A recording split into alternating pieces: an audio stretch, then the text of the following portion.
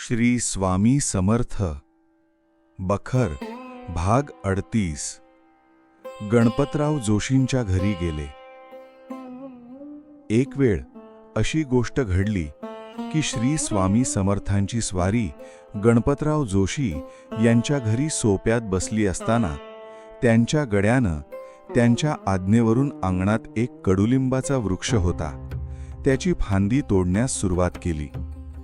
हे पाहताच महाराज अतिशय रागावून शिव्या देऊ लागले. आमच्या पालखीची दांडी कोण तोडतो?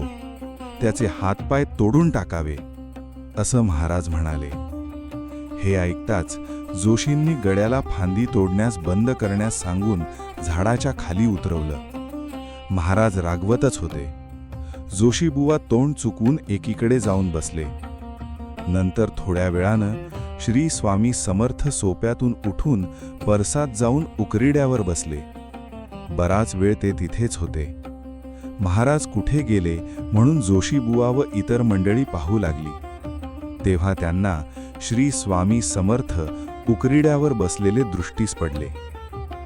जोशीबुवांच्या नजरेस असं आलं की महाराजांच्या कानात मधमाशी जाऊन ती कान पोखरतीये आणि त्या योगानं आतून रक्तस्राव होतोय.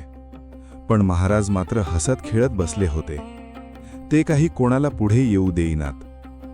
गणपतराव जोशी यांनी धैर्य करून महाराजांजवळ जाऊन प्रार्थना केली. महाराज, आपण मला यावेळी मारलत तरी चालेल, पण कानातली ती मधमाशी काढल्याशिवाय मी राहणार नाही. असा जोशीबुवांचा दृढ निश्चय पाहून स्वामी तसेच राहिले. मग गणपतराव यांनी लागलीच चिमटा आणून कानातली मधमाशी काढून कान पुसून काढला. कानात काही पोखरलं नसून तो साफ दिसू लागला. रक्तस्राव कोठून झाला हे काही कळेना. याबद्दल सर्वांनाच आश्चर्य वाटलं. श्री स्वामी समर्थ पूर्ण ब्रह्म असून अनेक चमत्कारिक लीला भक्तजनांना ते दाखवीत असत. कोणतीही गोष्ट महाराज स्पष्ट शब्दांना न सांगता ते कृतीतून दाखवीत.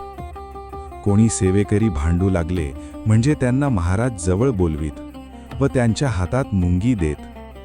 या कृतीनं मुंगी होऊन साखर खावी या म्हणीचं ते दिग्दर्शन करीत. श्री स्वामी समर्थ.